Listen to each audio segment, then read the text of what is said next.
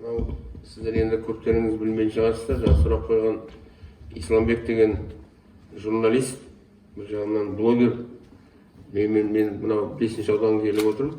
Сол 5-ші ауданда жүр. Өте жақсы сұрақтар қояды. Сол үшін Исламбек саған үлкен рахмет.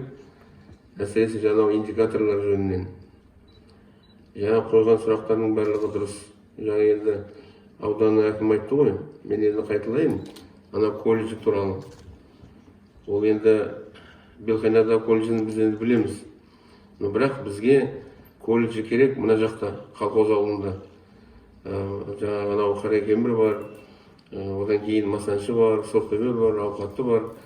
Сол Масаншы менен Сортөбенің арасында колледжін саламыз. Бұйыртса қазір бастаймыз. Енді биыл көреміз, үлгерсек биыл бітіреді, үлгермесек келесі жылы бітіреді. Ең негізгісі біздің балаларымыз мына көрші мемлекетке барып оқымау керек. Біз білеміз енді.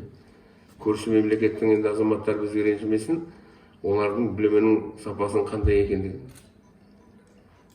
Біз өзіміздің балаларымызға өзіміздің мемлекетімізде білім беруіміз керек. Ол бірінші айтайын деген. Екінші, өте жақсы сұрақ көтерді.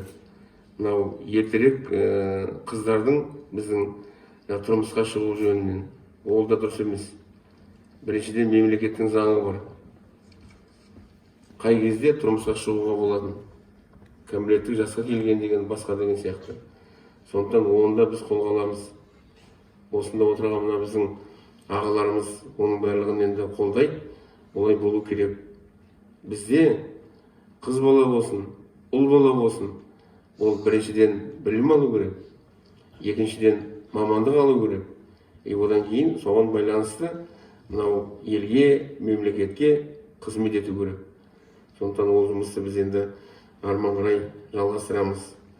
Одан кейін Исламбек, менің енді әдебиетке, өнерге деген көзқарасымды жақсы білесің. Мұқағали Мақатаев қазақтың маңдайына берген мықты ақын. Бірақ енді өмірден ертерек кетіп қалды. Бірақ артында өшпес із қалдырды. Қазақтың барлығы Мұқағалидың өлеңдерін енді жатқа біледі. Сонда қазақтың бірі менмін. Қазақтың маңдайындағы көптір ғой енді ақындар.